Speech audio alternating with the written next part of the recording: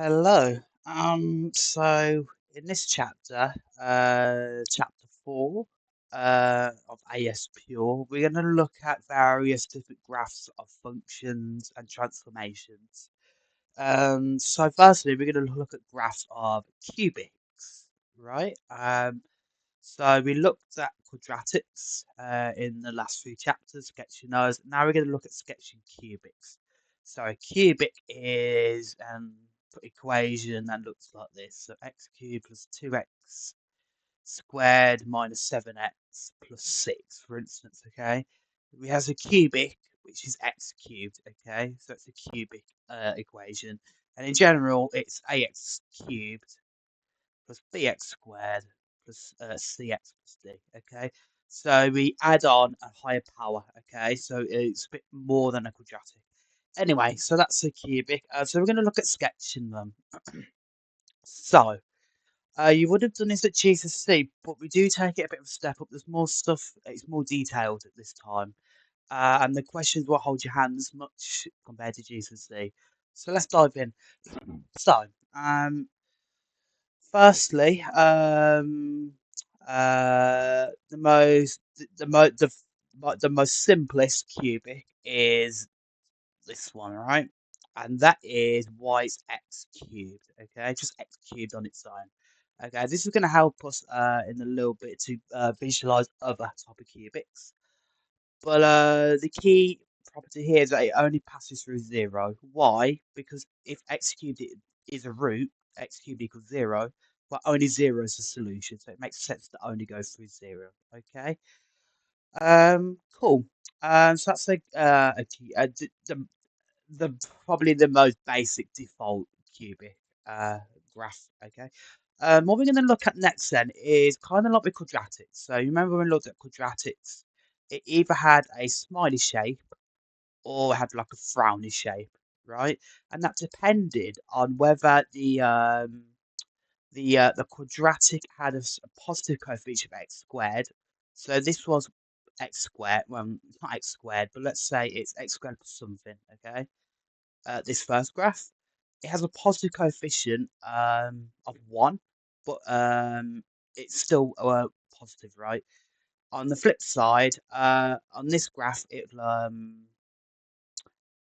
a frowny shape because the coefficient of the x squared is negative. Okay, so that's the first strategy. We can actually do the similar sort of thing with cubics, and with cubics, that coefficient of the highest power. So now it's x cubed. So we're going to look at the a, right? A here. So if a is positive or negative, that kind of flips and determines what shape it is. Okay, of the cubic. So, let's have a look at that then. So, let me draw another type of graph. So, another type of cubic graph. Uh, that's the first one. That is going down. So you see it at this point here, it's going down, right? Well, it's going up, right? But it starts down. Okay, is what I'm saying. So it goes down. Imagine we continue the cubic graph downwards. Obviously it's down, but it's going to keep going up. Okay. So it starts down, but the whole idea is the graph eventually goes upwards. Okay. That happens when we have ax cubed, right? Obviously, I don't care about what the other parts are. I'm focused again, like with quadratics, the coefficient on the highest power of x, so x cubed, which is a. If a is positive, so a is greater than 0, that means it's going upwards, okay, overall, okay. Obviously, there's going to be some, like here, as you can see, it goes downwards, and but then it shoots back up. But the overall picture is that when x goes to infinity, as we go to infinity, as we go along the x-axis, as the x values get bigger, the graph gets bigger. So the y value gets bigger because it's going up that way. Okay. And why is that? Well, very simply, when a is positive, that and then when x gets bigger, that means how would we write that? So when x gets bigger, we say this as x goes to infinity. Okay. this means x goes 10. That means x tends to infinity, which basically means x gets bigger and bigger and bigger. Okay, so when x gets bigger and bigger and bigger, then x cubed gets bigger and bigger and bigger. Okay, and actually gets very big. If you imagine we have a larger number, then we cube it times it by that 3 times. That would be a very big number. But the point is that also goes up and up and up towards infinity. Okay. So that means when you have a positive, because of this, the cubic would generally go in that direction. It would generally go upwards. Okay. On the flip side, then, on another type of graph, in this time when it's negative, it's gonna uh, oh, uh, in this case, it's going to go downwards. Okay, as you can see. So this time it's we're going up. It's starting up, right? But then obviously, like a roller coaster, it goes downwards, and then as x goes to infinity, so when x goes to infinity that way, um, actually the graph goes down instead of going up. Okay, so we have ax cubed when a is negative. So this is when a is negative, the cubic would generally want to go down, okay, rather than up like in the first graph. Again, why is that? Because again, with this logic that we did here, when x goes to infinity, so when x gets larger, larger, and large, well, x cubed, but this time x cubed is negative, so it's kind of like negative x cubed, right? But we discussed x cubed would be massive here, right? X cubed would also go to infinity because you're times in a large positive number by itself, so it would also be positive. But we're tagging on a negative at the end. A negative of a really big number is negative, and it's a really, really negative number, right? So it's going to go to negative infinity. Okay, so negative infinity is basically going downwards in that direction. Okay, so that is the first, like with quadratics, that's the first port of call. Is the cubic going to be like that wards, like in this sort of shape, um, uh, like that shape, where it's going upwards, which is when A is positive, or is it going to go downwards when A is negative? Oh, let's try that a bit better. Or is it going to go downwards when A is negative? Okay. So, like with quadratics, when we looked at, oh, is it going to be a smiley shape or a frowny shape? We can use the coefficient of the highest power to determine if it's what general kind of shape the cubic would take. Is it going to go up or is it going to go down? Okay. So that's the first port of call when sketching a cubic. Now, the other one, which gets a bit more complicated, is considering the roots of the cubic. Okay. Okay, so there are three types of roots. Okay. In a cubic, it, which remember takes this form, ax cubed would be x squared and so on. That will have three roots, okay? Remember a linear equation like 2x equals 5, that only has one solution, okay? Linear, the degree is 1. Remember, x is like x to the 1 here. That has degree 1. So that's going to have one solution at most, okay? Well, it should be one solution.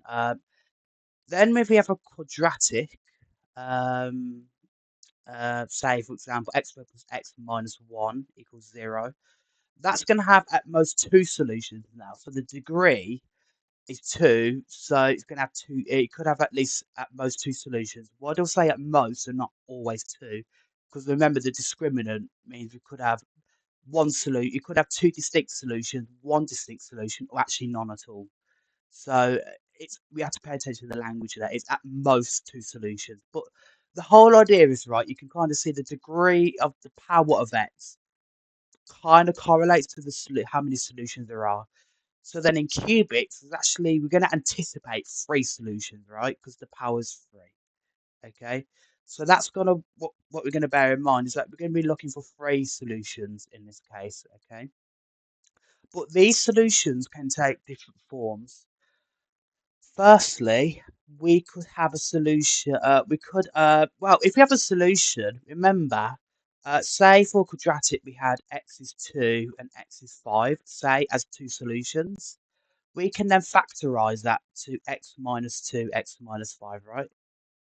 Hopefully you can realise that because then, remember, if that equals 0, then each factor equals 0, each bracket, which allows us to get these solutions, okay? So just working backwards.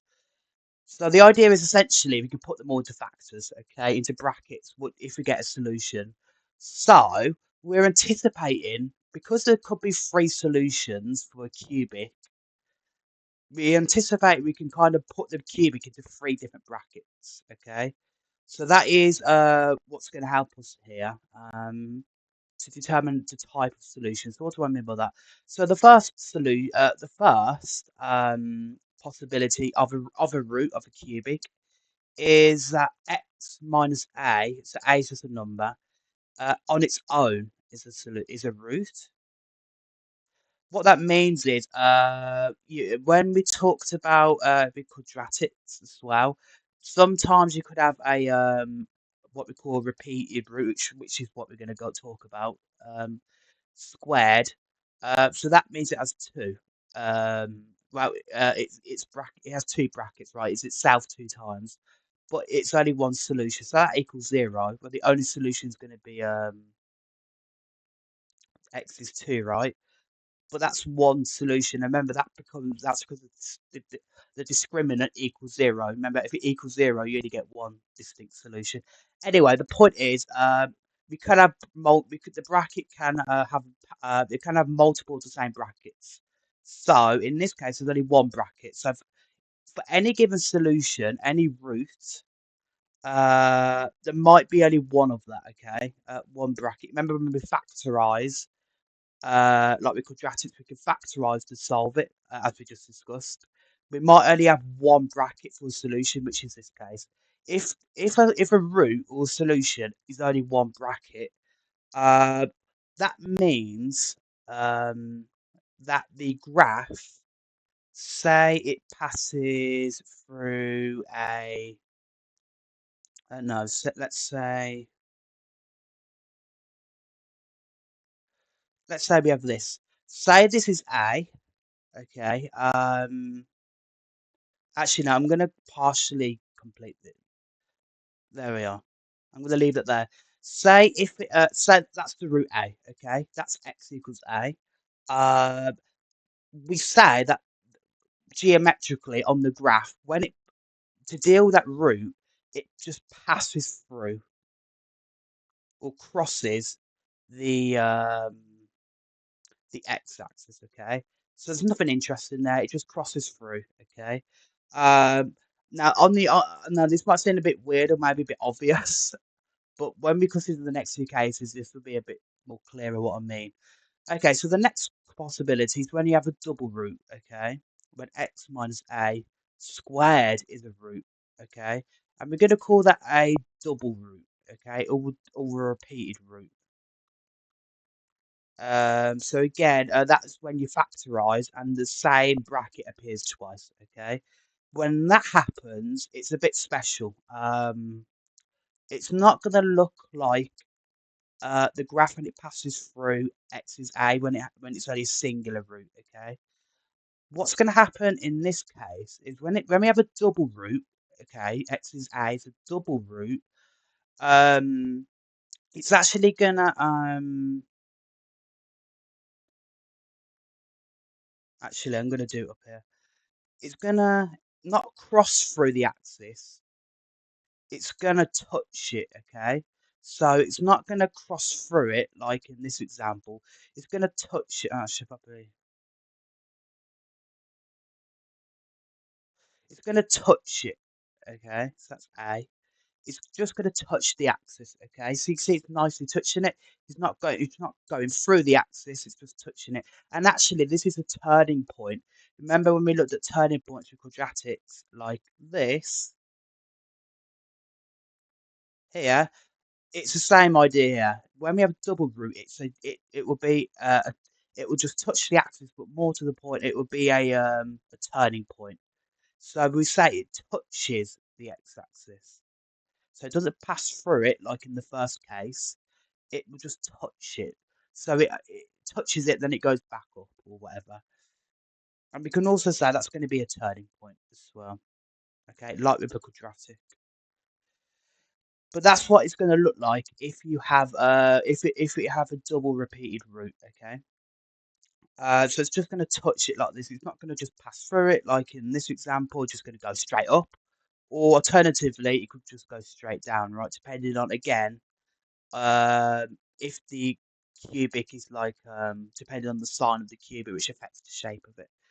Okay, so that's the two examples. Well, the third case is actually, because we have a cubic, x minus a, and I'll do it here, x minus a cubed, right? We could factor something 3 times because it's a cubic, and that is a triple root, okay? Hopefully that sort of makes sense. Why I call it single, double, triple, corresponding to how many times the bracket repeats itself. So it's a triple root. What's going to happen in this case is when it's a triple root, it's gonna look like something called a point of inflection. Okay.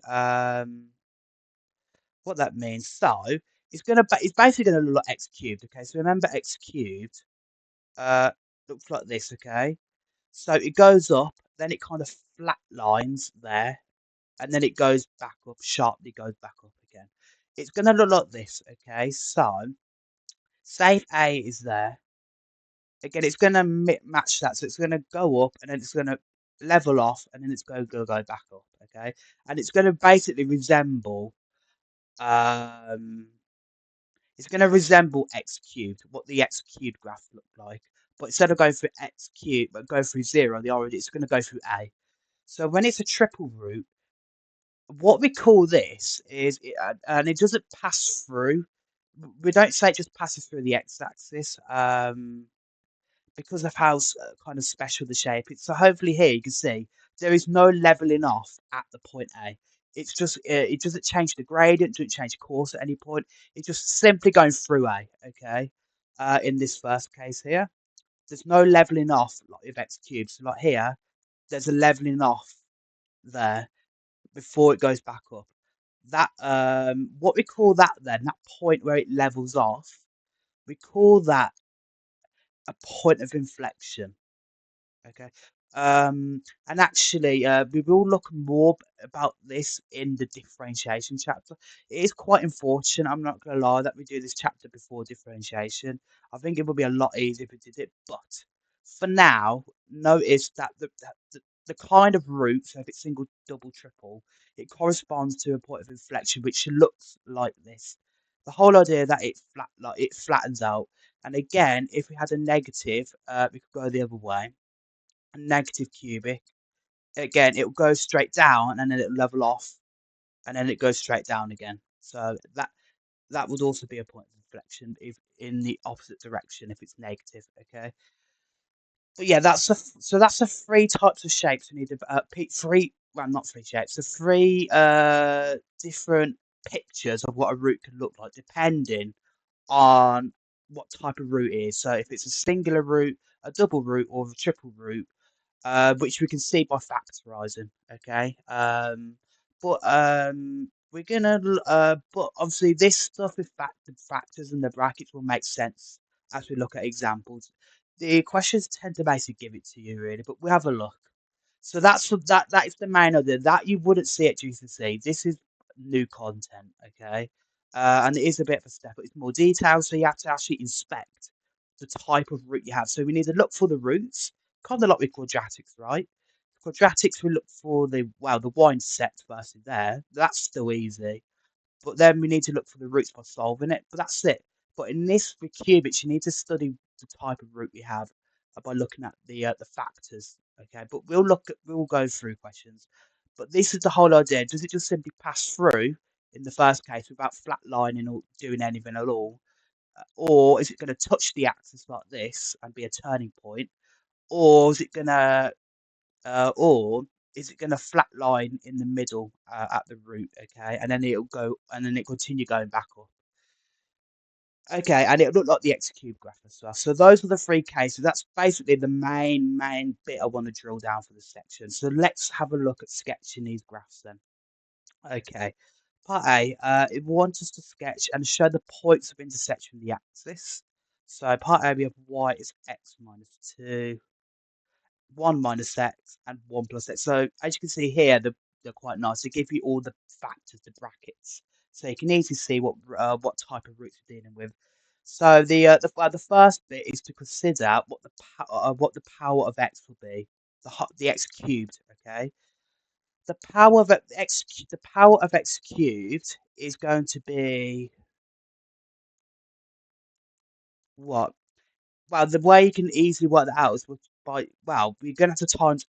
We could expand the whole bracket, right? But I think we can be a bit cleverer and notice if we just times all the x's in each bracket together, so x times minus x times by x times minus x times x, right? Which is this. But clearly, it's going to be, well, hopefully you can spot it's minus x cubed, okay? If we just simply times all the x parts of the brackets together, well, minus x cubed is negative. So it's gonna go down like this, okay? Something like that. Uh, there we are. Something like that. It's gonna have that sort of shape. Let me make it smaller. There we are. So it's gonna have that sort of shape, okay? Not necessarily. It depends on the roots as well, but hopefully the overall gist is that you recognise it's gonna go down. Anyway, so that's the shape. Now, where we can, then I'm gonna draw some axes up. Cool. But firstly, I need to find where the y coordinate would be. The y and x and y and x area. We need to find where to pass through the y-axis, which is the y-intercept. That is going to be when you set so the y-intercept again is going to be when x is 0. Okay, so that's going to be when you set x is 0. The brackets will be 0 minus 2 minus 2, 1 minus 0 is just 1, 1 plus x is just 1 plus 0, 1. So if you do that, it's just simply minus 2. So it's going to go down here somewhere, okay? Okay, so it's minus 2 there. So that's the y intercept. Now the roots is the next mission. So the roots, well, the roots are when you set each bracket equal to 0, okay? Because the roots, remember, occurs when the y is equal to 0, okay? So when y is equal to 0, that means we have to set each bracket equal to 0, like with quadratics. So firstly, the first root would be x minus 2. That would be x equals 2. Right, if you set each bracket 0. The next one would be 1 minus x equals 0. Now, be careful about this because it's a bit the other way around. But if 1 minus x equals 0, then x equals 1, okay? So simply x equals 1, okay? Then the third bracket is 1 plus x. So that's going to be when x is minus 1, okay? So these are the three roots. Now, each bracket is singular though. There's only one type of each bracket. There's no squared going on. There's no cubes. It's just each bracket three times. Different brackets three times. Each root is singular then. Okay, so these are single roots, which means they are simply just going to cross through the x-axis with no hesitation, right? So let's label our roots then. So if minus 1 is going to be there, plus 1's there, and 2 is going to be up there. There we are. Oh, well, that's 1, minus 1. Okay, so now this combined with this sort of shape is what's going to help us draw it. So if we go down,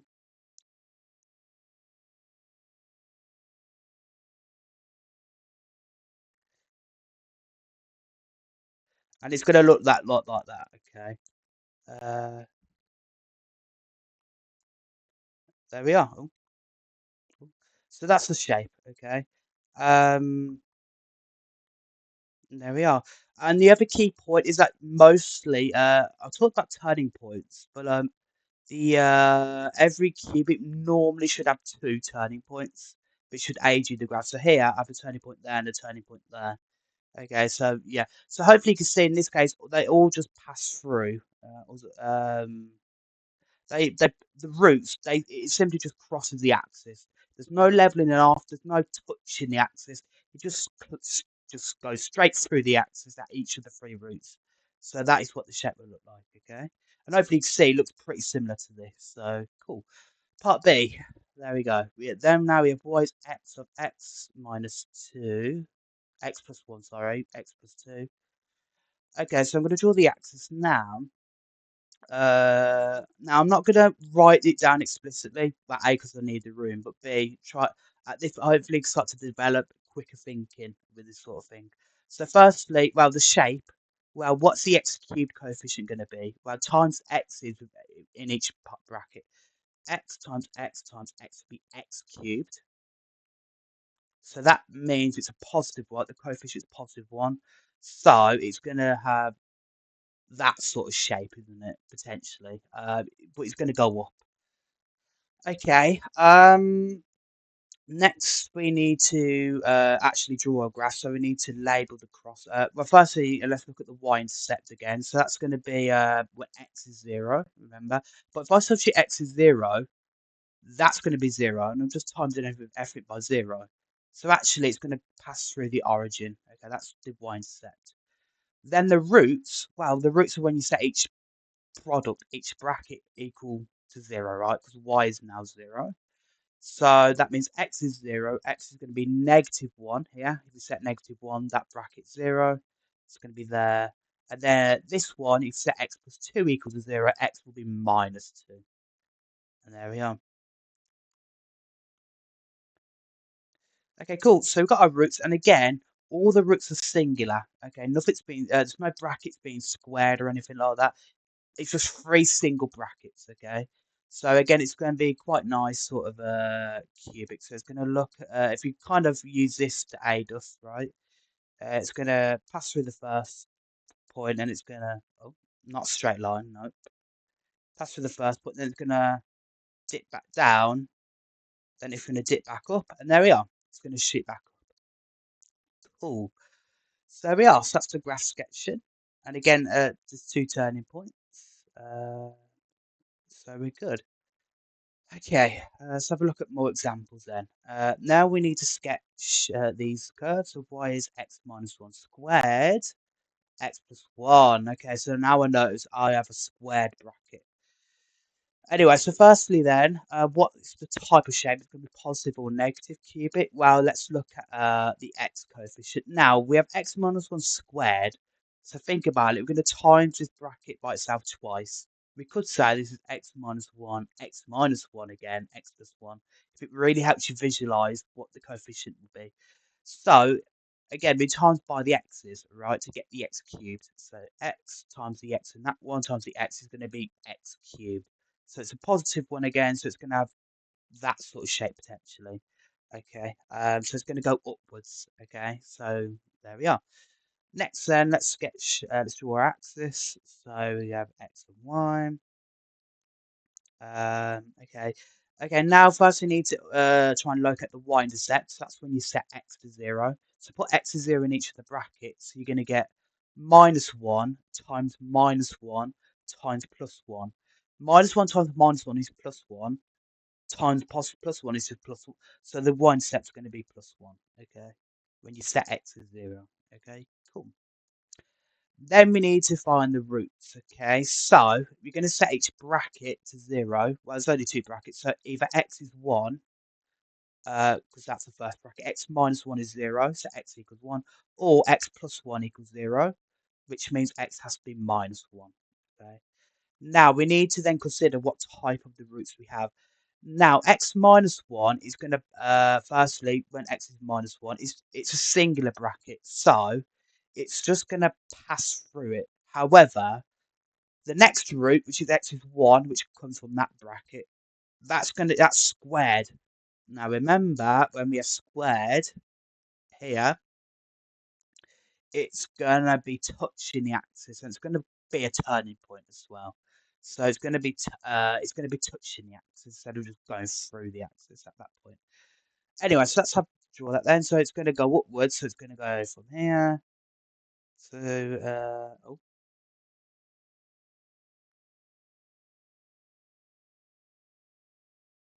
So it's going to look like this. There we are. And then it's going to touch. Why is it doing a straight line? So you have that. Then so it's going to pass here. Then we have a turning point. It's going to go back down to 1 to -1. Then it's going to be touching there, and then it's going to shoot back up. Okay. So that is the graph in that case. Okay. So again, notice you have still 2 turning points there, but also the other turning point is actually at the second root. That's because that root is squared, okay, the bracket.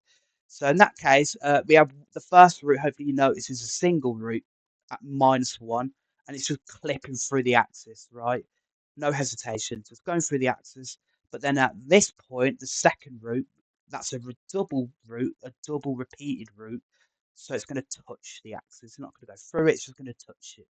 And it's a turning point because it's going to go down and then it's going to shoot back up. Anyway, there we are. But overall, it still resembles this sort of shape. Okay, but there we are. Cool. Part B. We have y is x cubed minus 2x squared minus 3x. So, well, first of all, we are going to need to find the roots and consider the factors, right? The factorization, the brackets. So, we're going to need to factorize this before we do anything. Okay, in order to find the roots. Okay, so how are we going to factorize it? Well, notice there's an x common to all terms, so that will firstly help me out. So it's going to be x of x squared minus 2x minus 3. Well, then I might be able to factorize this bit, right? Inside the quadratic part. So I'm going to x, and then for this one, I want to find two numbers. Remember that time to get me the number at the end, so -3, and I want two other numbers that also add to get the coefficient of -2. Okay, remember that when we looked at factorizing in start the course. So yeah, so these we then consider. Well, what are the factors of 3? Okay, I'm not worried about the signs at the moment. I can adjust for that when I look at my pairs. So 3 and 1. Well, that's gonna. Well, we have no choice. That's the only factors, but that will work because I can take them away in some way. Because 3 minus 1 will get me 2. Again, I'm not worried about the negatives, but I then have to account for the negatives. By making one of these numbers a negative. So what I'm going to do, I need the time to get -3. So one of the numbers has to be negative because a positive times negative is a negative. But then I need to add to get -2. So I need the bigger number from this to be negative. So then -3 add 1 is -2, and you've timed it, you get -3. So that's our factors. So x of x minus 3, x plus 1. There we are. So that's how you can, if they don't give you it right away, you can factorize in order to get it in the bracket form. Okay, cool. There we are. Let's make that smaller. Okay, so now we've got it in this form. We do exactly what we have done previously, right? So first we need to kind of determine what type of shape, is it positive or negative cubic? Again, let's go and consider the coefficients of the x cubed. So let's get x in each part, each bracket. So x times x is x squared times the other x is x cubed, okay? So it's an x cubed, so it's going to again have a positive shape like that, okay? So it's going to go upwards. There we are, okay. Um, okay. Now we need, let me draw the axis then. So we need to sketch it. So then we need the y-intercept firstly. So that's going to be, well, it's going to be 0, isn't it? Because what the y-intercept on the y-axis is when x is 0. But when x is 0, the number at the end, x is 0. Sometimes when I fit by 0, so the y-intercept is 0. So it's going to pass through the origin, okay, here in the middle, if you see me draw it vaguely there. So it's going to pass through the origin. Now we need to look at the roots. So the roots are, this is why we factorize it to make it easier to see. So that obviously you're going to set the whole thing equal to 0 because y would be 0. So each bracket, each part equals 0. So firstly, either x is 0, but that's one of the roots, so it's at the origin, or x minus 3 is 0. That means x has to be 3 here, or x plus 1 equals 0. So that means x would be -1 there. Cool. So those are our 3 roots, okay?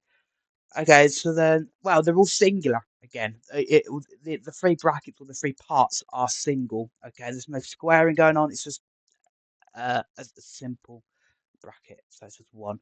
So that means it's gonna or it's gonna simply cross through all the points on the axis. So the shape is gonna look a bit like this. And there we are. If I extend that a little bit, so it's gonna have that shape. Okay, cool. Uh, Part C. And then y in this case is x minus 2 cubed. Interesting. Okay, so now I have a bracket cubed.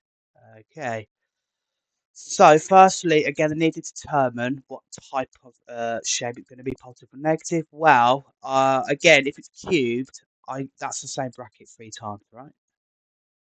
I can use that to easily determine the x cubed part. So that's going to times the x part of each bracket. So x here times by the x there times by the x there is going to be just x cubed again. Okay. So it's going to be a positive shape, right? So again, it's going to kind of resemble something like that. It's going to go up. Okay. Cool. But then again, I'm going to draw my axis because I'm going to sketch it. Okay, but then I need the y-intercept again, so pass through the y-axis when x is 0. So set each bracket 0, and we're just going to get minus 2 times minus 2 times minus 2. Minus 2 times minus 2 is plus 4, times by the other minus 2 is then minus 8. So it's going to go down here somewhere, okay? Cool. Okay, so then lastly, I need the root. Well, there's only one root because of one bracket. If I set this whole thing equal to 0, then just that bracket alone is equal to 0. X minus 2 is 0, so x has to be 2. So it's going to go there somewhere. Okay, well, the last thing then is the type of root. Well, it's cubed, so actually it's a triple repeated root. It's the same bracket 3 times. So actually it's going to resemble the x cubed graph. It's a point of inflection. It's going to level off at the point 2, okay? So it's going to have that sort of shape, okay? Cool. So let's sketch that then. So I notice it has to level off at 2. So let's draw it then. So let's go there. Then I'm going to level it off there. And then it's going to go up like that. There we are. Cool. So it's going to look like that, okay? And let me extend the axis there a little bit. But yeah, so it's going to look like that in that case. So there's only one root. And actually, in this case, like the x cubed, there's not really going to be any turning points. So it's just going to literally only cross through 2 in that case, okay? So hopefully you see there's a bit of leveling off going there. So that's a point of inflection, okay? Cool. So those are, we can look at the final example. Now, I don't like this example. I don't think it should put this in the textbook, but we'll explain why in a second.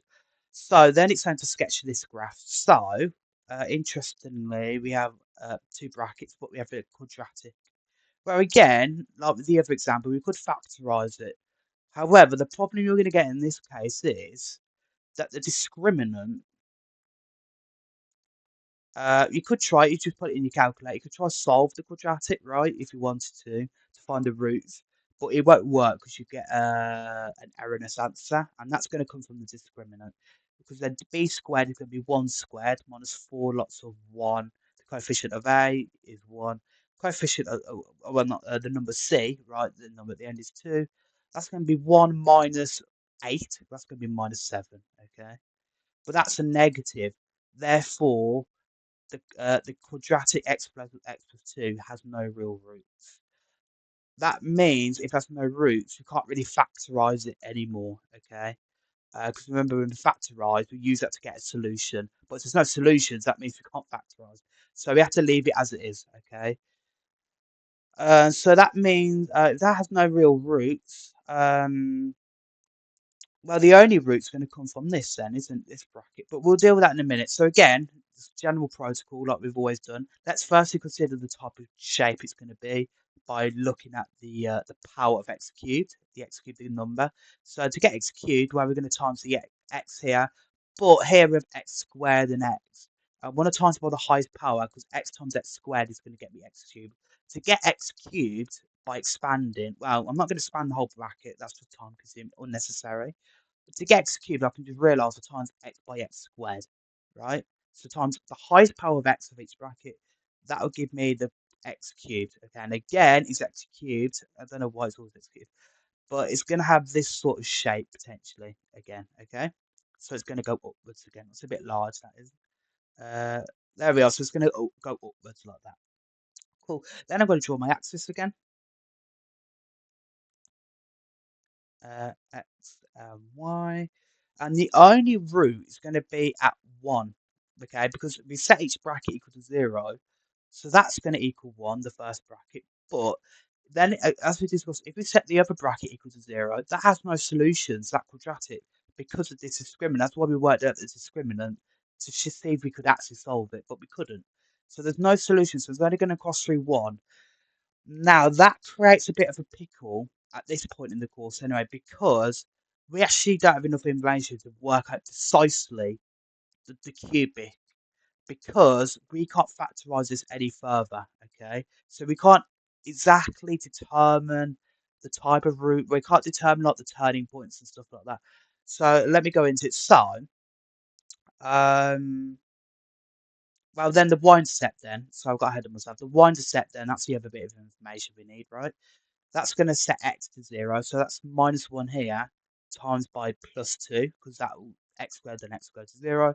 Minus 1 times 2 is going to be minus 2, so it's going to go through there. Okay, I'm going to draw that there. So it's going to have, it might have that sort of shape, and it's going to only pass through 1, so it could have this shape, okay? So it could look like that. However, another graph, and this is actually the right graph for it, but the other type of graph we could have, again, plus within minus 2, and it goes through 1.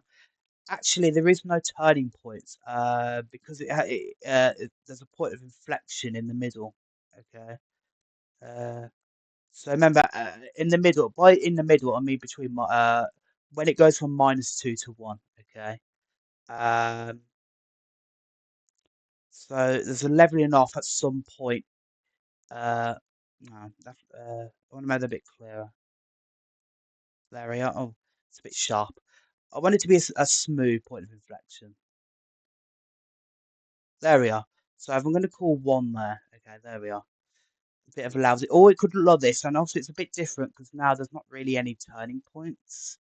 There's just a point of inflection there when it levels off and then it shoots back up.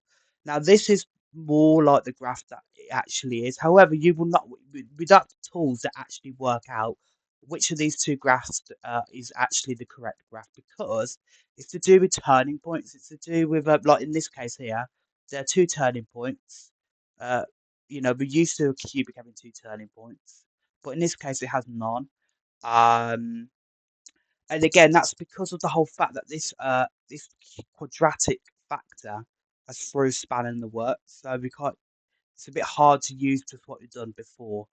Now we don't have the tools to do it at the moment. However, when you look at differentiation, we will look at these type of points in more detail. And then once we finish that chapter, we would be able to work out which graph we would take, because is it going to have two different turning points like this, or is it going to have a point of inflection? That is exactly what we're going to look at in that chapter way later on in the course. But for now, I wouldn't worry about this particular question too much. But hopefully you realise, again, just the general mechanism of what we've done there. We considered the roots, we considered the wine set, we considered the type of quadratic, positive or negative, and that's all you can do at that point, okay? And yeah, so there we are. Cool. I'm not going to spend too much on that time then. But there'll be a tool to analyze this more deeply, this particular example anyway, later on, so I wouldn't worry about it. Anyway, let's look at some examples. And likewise with quadratics, when we did some work on that, we can also work backwards. And when we are given the graph of a cubic, we can use that to work out the cubic equation. Okay. Anyway, So let's have a look at question 6 first of all. So we have the graph of y is ax cubed plus bx squared plus cx plus d. So it's just a general cubic. Shown opposite, it's asking to find the values of a, b, c, and d. So basically find the cubic, right? That's essentially what it's saying, to find all the coefficients. And we're given the cubic, and we're given some details about particular points it goes through.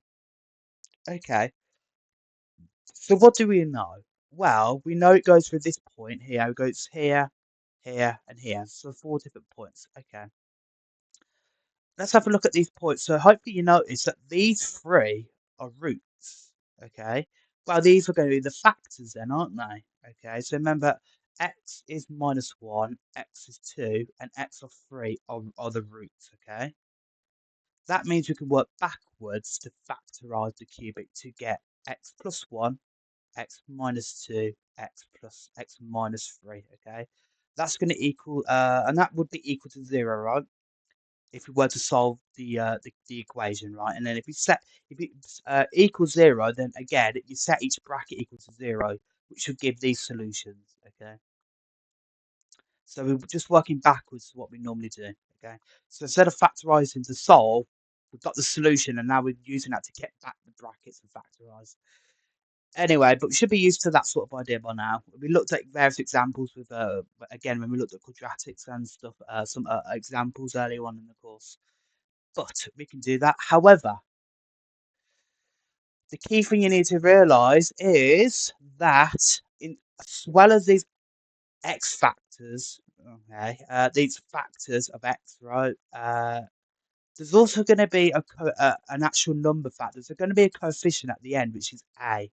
And again, you'll remember this if we looked at examples, but we need to account, when we're going backwards in this way, we need to account for the fact there could be a coefficient on the x as well, on the x cubed, right? So we're going to have ax cubed like here, okay? Now, the reason why that happens is when you're solving an equation, in this case, well, if you could just get rid of the a. You could just divide by a to both sides, right? If you had a lots of all this equals 0, I could divide by the a, the coefficient, to get x plus 1, x minus 2, x minus 3 equals 0, and it'd be the exact same thing, and I'd still get the exact same solutions. But I need to account for that, the fact I could just divide by a, the coefficient, right? I need to account for that when I'm going backwards to get the cubic expression. Okay, so I need to account for the fact there's also going to be a number factor outside as well, because this is a factor as well. A is a factor, right? Because it's a number multiplied by the other brackets. Okay, so I need to account for the fact there's going to be a there as well. Okay, so then that's it then. So then I can expand this to get a cubic, right? There's 3 brackets, so I can get a cubic from it. That's what we're going to do. So then going to have an A here. And remember, we looked at examples of expanding triple brackets at the start of the course when we looked at expanding brackets. You would have looked at this at GCSE as well, but then, so we're going to do that then. So again, we just time to give any 2 brackets first, and then we deal with the other brackets after. Let's deal with these 2 first. Let's expand this. So x plus 1, x minus 2, that's going to be x squared, minus 2x plus x is going to be minus x. 1 times minus 2 is minus 2, okay? Then we have the other bracket, x minus 3. Then that's going to be a, again, I leave the number, the a at the end. Then we're going to have x squared times x, that's going to be x cubed. Then I go for x squared times minus 3, so minus 3x squared. Then for the next part, minus x times x is minus x squared. Minus x times minus 3 plus 3x. Then lastly, I deal with that's the number at the end. So minus 2 times x is minus 2x. Then I have minus 2 times minus 3 is plus 6.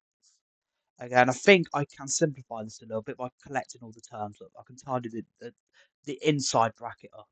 Firstly, then I have an x cubed, then I have a minus 3x squared, minus x squared, that'd be minus 4x squared, okay? Then I have a 3x minus 2x is plus x, okay? 3 minus 2 is plus 1. Then I have a plus 6. Cool. Then lastly, I can just expand and get the a. So ax cubed minus 4ax squared plus ax plus 6a. And you notice here I have an ax cubed term because I have ax squared, potentially ax squared, right, in my answer here. If I didn't have the a, I would just have x cubed, okay? I wouldn't have ax cubed. So you, and this is a common exam question, and we will look at an exam question very similar to this in a minute. But you need to account for the fact, and this is a common student mistake, the fact you also need to account for a number at the end when you're factorizing and expanding. Anyway, we got to this point then. So we need to find a then. So we need another point. Well, we dealt with the roots, but we also know this point as well. The y-intercept is 2.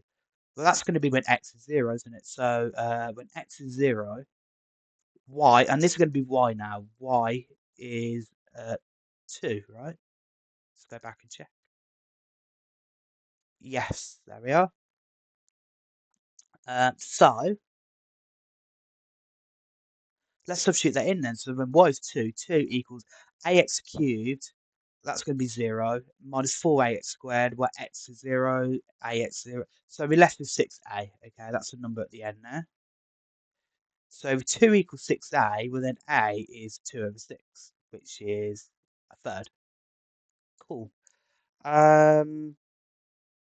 Okay, well, therefore then we can just substitute a in to get our final cubic. So then y is ax cubed, that'd be a third, x cubed, minus 4a, that's going to be minus 4 thirds, x squared, plus ax, that's going to be plus a third x, plus 6a, it's going to be 6 over 3, but that's just 2, okay?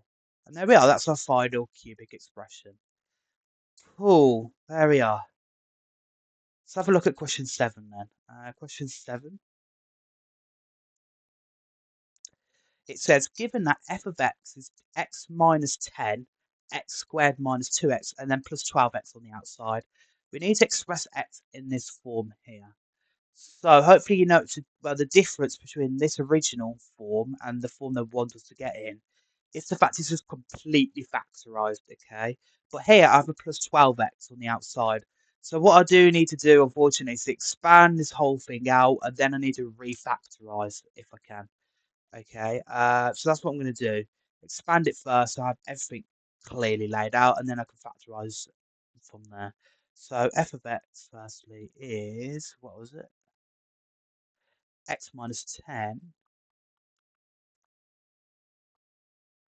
x squared minus 2x,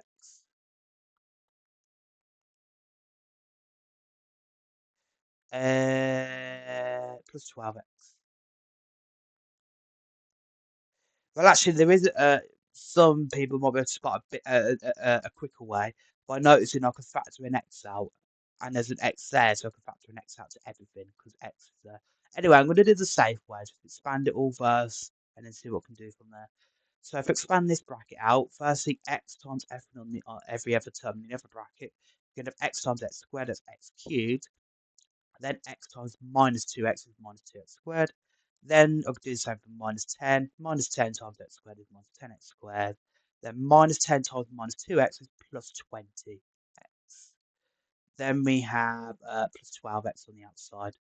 Okay, at this point, firstly, can I collect some like terms? I think I can. So that's going to be x cubed, then minus 2x squared minus 10x squared is minus 12x squared. Then I have 20x, so 12x is plus 32. There we are. So that's our cubic. Well, then it's asked us to factorise it some way in this form up here. And I notice an x is factored out. But I notice I can factor an x out. Okay, so if I factor an x out, I get x of x squared minus 12x plus 32. Of course, so I think that's the answer to part A then, right? Then part B of the question says, hence factorise f of x completely. So that means factorise as much as you can, okay? So, well, x, we can't do anything more here, but I notice I have a quadratic, and I know I can factorise quadratics. So we need to factorise this bit then. So we need to look for two numbers again, that factorise to get the number at the end, which is 32, positive 32, and add to get the coefficient on the x, which is minus 12, okay? I'm not worried about the negatives, I'm just going to consider positive first and then go from there. So the factors of 32, 32 and 1, do they add or minus to get 12 in any way? No. So then I'm going to do 2 and 16.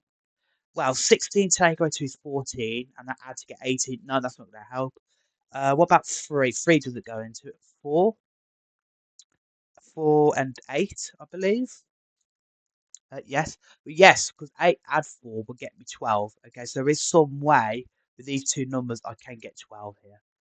Okay, so there we are. So then I need to account for the negative, right? So I then need to consider, well, if it's negative 12, they both need to be negative, don't they? Because -8 plus -4 will then get me -12.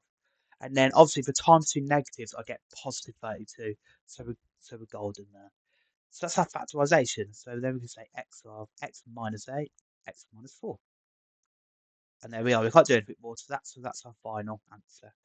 Then part C says, sketch the graph of y is f of x, showing clearly the points of intersection. So it's pretty typical to what we did, right, throughout this whole lesson so far. So part C, we need to sketch it. And again, see that ask us to factorise it, because then that allows us to clearly see the type of roots we're dealing with. Anyway, so we're going to sketch it, but firstly we need to consider the coefficient of x cubed, whether it's a positive shape or a negative shape. Like that, also a bit ugly. There we are. But the either or. So again, I have x to get x cubed. I'm going to consider the x of all the brackets. So x here times by x here is going to be x squared times by another x will be x cubed. So it's going to have again a positive shape like that. It's going to go up.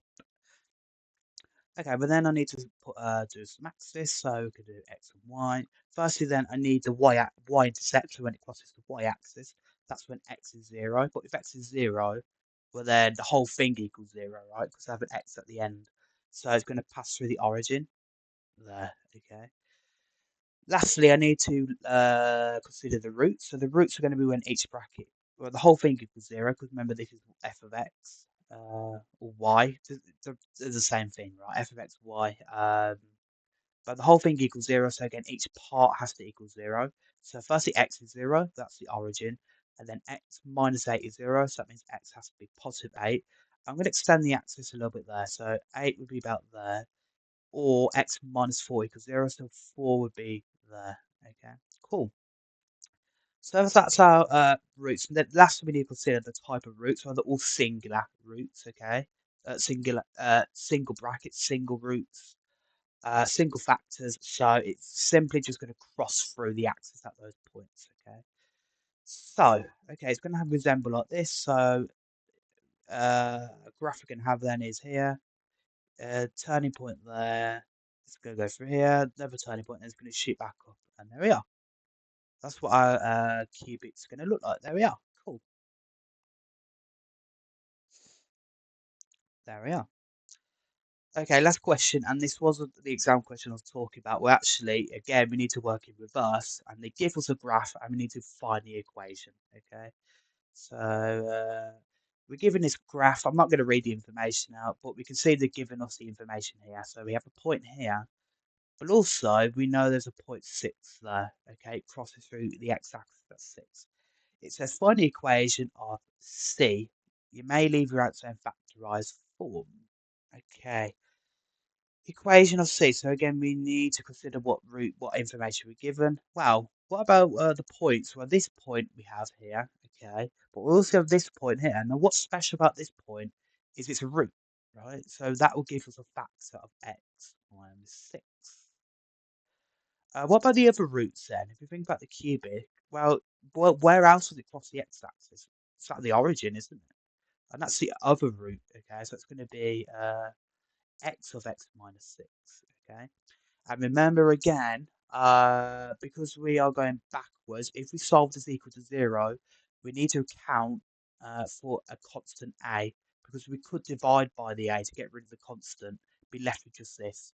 But because we want to get the cube, we want to go backwards, we need to account for a coefficient of a, okay, which should be giving us ax cubed, okay. Anyway, there we are.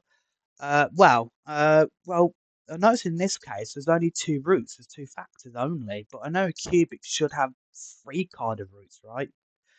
Well, this goes back then to investigate the type of root we have. Well, at 0, the origin, it's just passing through it like normal, isn't it? It's just crossing through it as normal. It's not leveling off. It's not leveling off like this. So it's just a normal singular, right? A single root. But 6, it's touching it, isn't it? It's a turning point at 6. It's touching it. It's not going through the axis like this. It's just touching it. All right, it's going down and back up.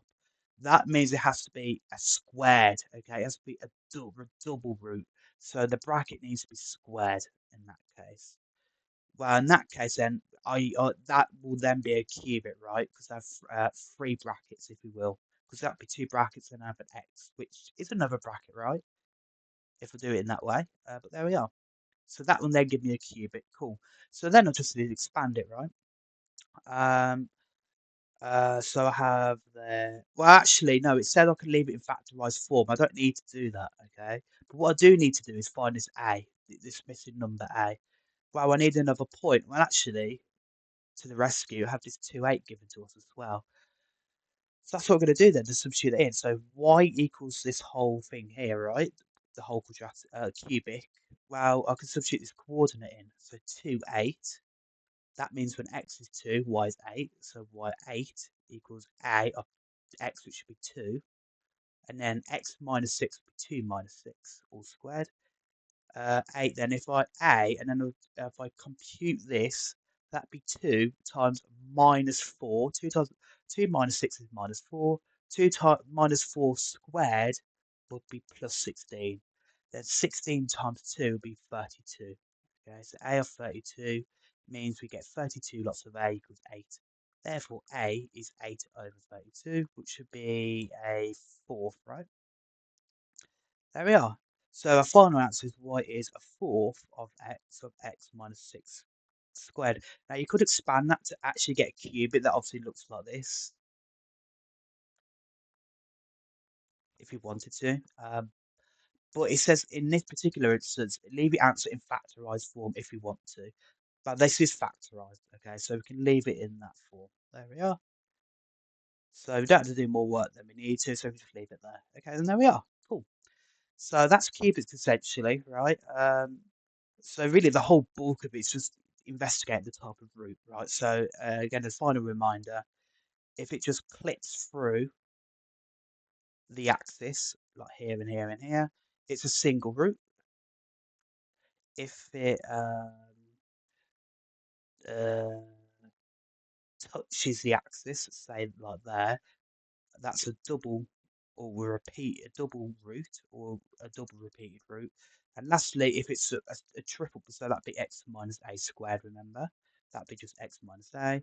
Then if you have x minus a cubed, which is a triple root, so if you have a bracket cubed, it's gonna level off and then it's gonna go back up again, like the x cubed graph, right?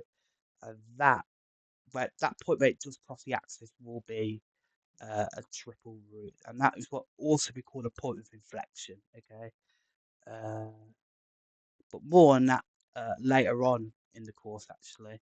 But yeah, so there we are. Cool. So that's cubic graphs. Yeah, so I'm going to leave that there then for now. So see you next time.